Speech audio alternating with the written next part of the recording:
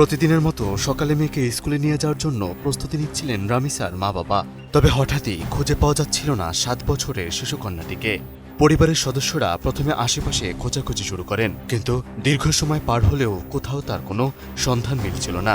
এতে পরিবারটির উদ্বেগ আরও বাড়তে থাকে। আমি বুঝি নির্মাণের শিল্প, সালাম স্টিল বোঝে ডিউরেবিলিটি। সালাম স্টিল, মোস্ট ডিউরেবল স্টিল। এক পর্যায়ে প্রতিবেশী সোহেলের ফ্ল্যাট ঘিরে সন্দেহ তৈরি হয়, আর পরে সেই ফ্ল্যাট থেকেই উদ্ধার করা হয় রামিসার ক্ষতবিক্ষত খণ্ডিত মরদেহ। মিরপুরের পল্লবীতে ঘটে যাওয়া এই নির্মম হত্যাকাণ্ডের ঘটনায় পুরো এলাকায় নেমে এসেছে শোকের ছায়া।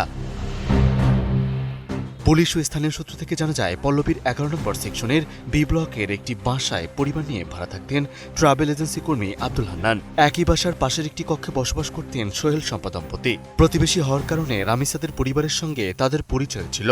সকালে রামিসাকে বাসায় না পেয়ে পরিবারের সদস্যরা বিভিন্ন জায়গায় খোঁজা শুরু করেন। পরে সোহেলের ঘরের দরজা ভেতর থেকে বন্ধ দেখে তাদের সন্দেহ আরও বাড়তে থাকে।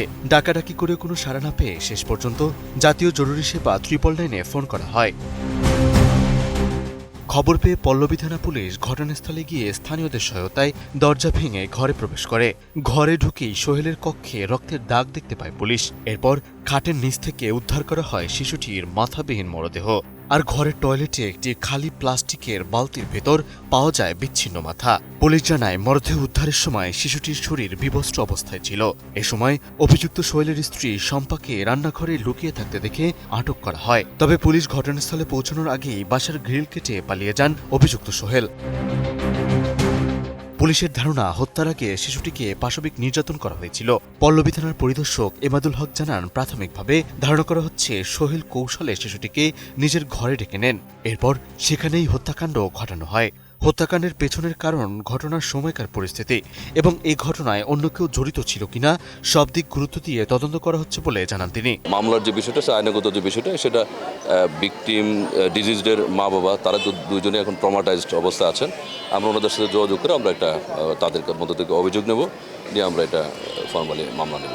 এদিকে ঘটনার পরপরই পলাতক সোহেলকে ধরতে পুলিশের একাধিক টিম অভিযান শুরু করে। পরে সন্ধ্যার দিকে নারায়ণগঞ্জের পুতুল এলাকা থেকে তাকে আটক করা হয়। একই সঙ্গে ঘটনাস্থল থেকে আলামত সংগ্রহ করেছে সিআইডির ফরেন্সিক ইউনিটও।